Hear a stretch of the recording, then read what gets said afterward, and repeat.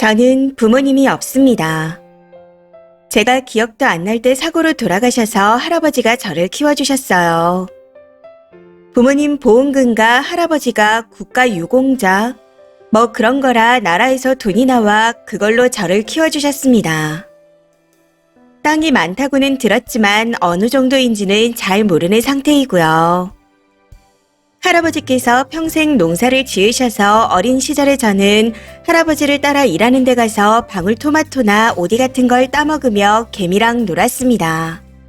그래서인지 입맛도 고구마나 감자, 옥수수 같은 걸 제일 좋아하죠.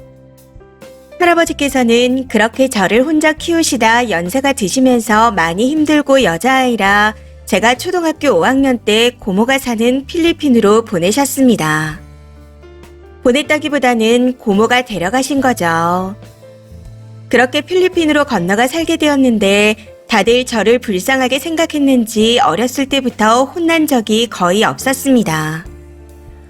그렇다고 버릇이 없거나 나쁜 짓을 하면서 크진 않았어요.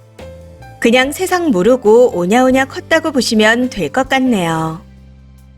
아무튼 5학년 때쯤 필리핀에 가서 살게 되었고 15년도까지 10학년제라 18살에 대학에 가게 되었습니다. 그러고는 22살에 졸업하고 놀다가 25살에 한국으로 오게 되었어요. 지금 제 나이가 26살인데 15학번입니다. 이걸 설명하는 이유는 제가 한국 문화에 대해 잘 모르고 있어서입니다. 어린 시절 시골에서 살다가 필리핀으로 건너가 오랜 기간 살다 왔으니 뭘 알겠나요. 그래도 고모 집에서 지내면서 기본적인 예의나 상식에 대해 잘 배웠기에 알 건 안다고 생각합니다. 아무튼 그렇게 한국에 오자마자 연애를 시작하게 되었고 사귄 지 1년이 다 돼가면서 결혼 이야기도 가끔씩 나오고 있습니다. 그런데 이번에 남친과 크게 싸우게 되었는데 제가 저만 아는 이기적인 사람이라고 하더라고요. 크게 정리를 해보자면 저는 아이를 낳을 생각이 없습니다. 사랑을 받고만 자랐고 형제가 없었기에 제 걸 나눠본 적이 없었습니다. 그래서인지 아이를 키울 자신이 없어요. 남자친구는 네 애는 다를 거다. 낳아봐야 아는 거 아니냐. 라고 말하지만 낳았는데 제가 못하겠으면 그땐 어떡하나요? 저는 그게 더 무책임하고 이기적인 거라 느껴져서 부모가 될 자격이 없다고 생각합니다. 근데 지랑 지 가족은 생각 안 하냐고 이기적이라고 하더라고요. 그리고 저는 큰 집에 대한 욕심이 없습니다. 할아버지는 시골에 계시고 할아버지 땅이라 주택으로 크게 지은 거지만 도시에서 무슨 돈이 있어 큰 집에서 살겠나요? 그래서 형편껏 해야 된다 말했더니 이 또한 이기적이랍니다. 그러면서 돈 모아서 큰 아파트로 가자. 내가 2억 가져올 테니 너도 땅 팔아서 2억 가져와라. 하고 말하는데 그거 제 땅 아닙니다. 할아버지가 저에게 준다고는 하셨지만 아직 살아 계시고 제 손으로 팔 생각이 아직 없습니다. 그래서 할아버지가 결혼자금으로 모아주신 게 1억 정도 있어. 거기에 맞춰서 작게 시작하자. 라고 말했더니 내가 왜 작게 시작해야 돼? 진짜 이기적이다. 하고 말하더군요. 이외에도 본인한테 음식을 안 맞춘다고 이기적이라고 합니다. 제가 닭발이나 내장 쪽 음식은 못 먹습니다. 근데 남자친구는 그런 걸 좋아하더라고요. 그래서 시도를 해봤었지만 왜 먹는지 모르겠다 느껴질 정도라 도저히 안 될 것 같아 포기했습니다. 돼지 껍질 같은 건 몇 번 먹어봐서 먹긴 하고요. 그래도 저는 남자친구가 닭발 같은 게 먹고 싶다 하면 같이 가서 다른 걸 시켜 먹습니다. 그렇게 하면 된 거 아닌가요? 제가 아예 못 먹게 하는 것도 아니고 저는 제 나름 노력한다고 했지만 안 되는 걸 어쩌겠나요? 그런데 남자친구는 제가 노력하는 걸 옆에서 다 봐놓고도 뭐라고 하더군요. 앞서 말씀드렸듯이 제가 고구마, 감자, 옥수수 종류를 정말 많이 좋아해서 항상 집에 있습니다. 밥을 이걸로 때울 수도 있을 정도로 좋아하죠. 근데 이걸 또 이해 못하고 뭐라고 합니다. 저랑 살게 되면 밥도 제대로 못 얻어먹겠다고요. 아무튼 이런 이유로 자꾸만 저한테 이기적이다, 결혼 못하겠다 하고 말하기에 그럼 결혼하지 말고 연애만 하자. 결혼이 하고 싶으면 이런 부분을 맞춰가든 다른 사람을 만나든지 해. 하고 말했더니 그건 또 싫다네요. 사실 저는 어느 정도 맞춰갈 생각이 있었습니다. 결혼이라는 게 서로 다른 환경에서 살아온 사람들이 만나서 함께하는 만큼 다 맞을 수 없다 생각하기에 서로 맞춰가는 게 맞다고 생각하고요. 그런데 남자친구는 이것도 싫다 저것도 싫다 하니 어떻게 해야 할지 모르겠습니다. 아이요. 방법만 찾아오면 저도 있어도 좋겠다 생각하고 있습니다.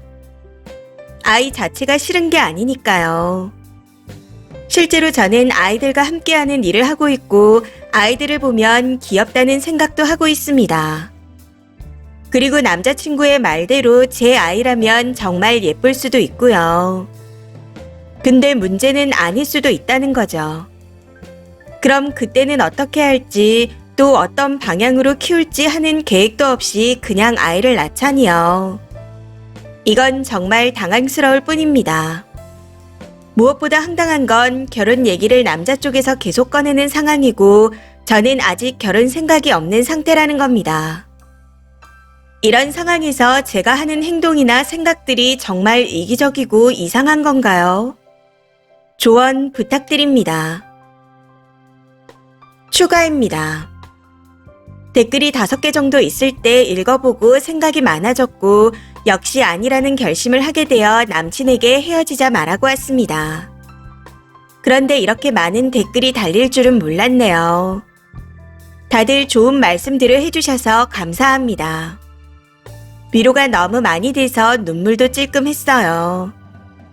사실 사귀면서 가스라이팅이라는 생각을 해보진 못했습니다.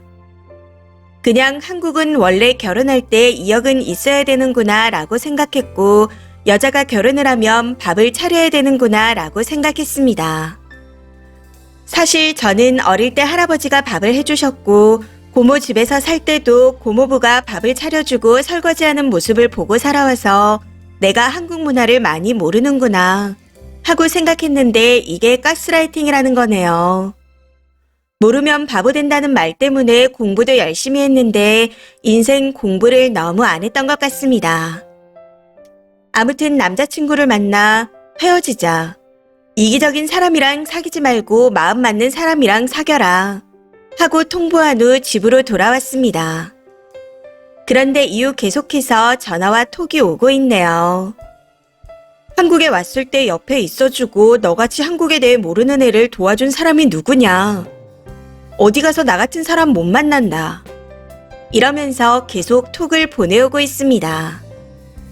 제가 말을 잘 못해서 그냥 다 무시하고 이 글의 링크를 보내줄 예정입니다. 댓글 읽어보라 말해주고 차단하려고요.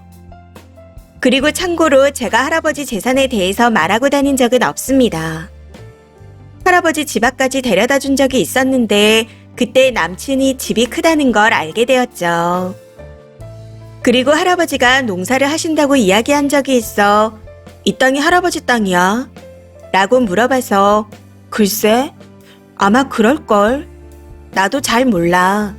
라고 얘기했었는데 그렇게 생각을 했나 봐요.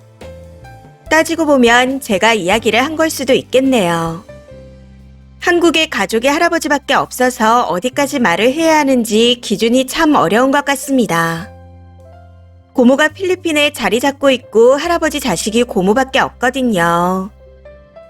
그리고 땅은 고모가 원래 저희 아빠 거니 그냥 저에게 다 주라고 하셔서 할아버지랑 정리를 끝내셨다 들었습니다.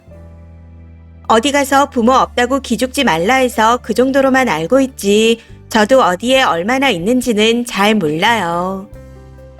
지금 제 직장이 영어 유치원인데 아기들이랑 뛰어놀면서 받은 돈으로 충분히 잘 먹고 잘 살고 있습니다. 그래도 돈 개념이 좀 없어서 그것도 공부를 해야겠어요.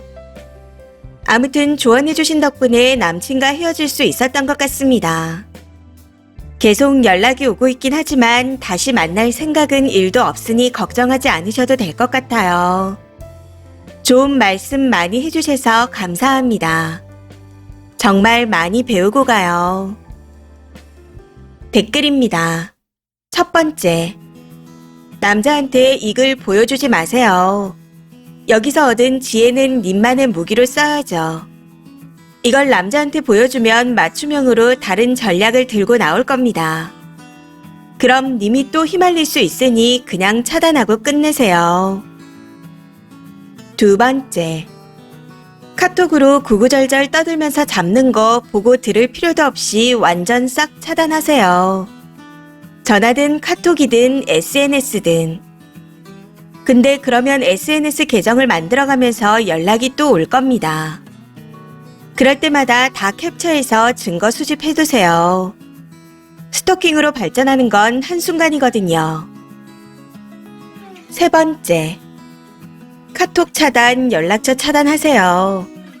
정에 이끌려서 받아주지 말고 계속 괴롭히면 변호사 사무실 찾아가서 상담받고 증거자료 가지고 경찰에 신고하세요.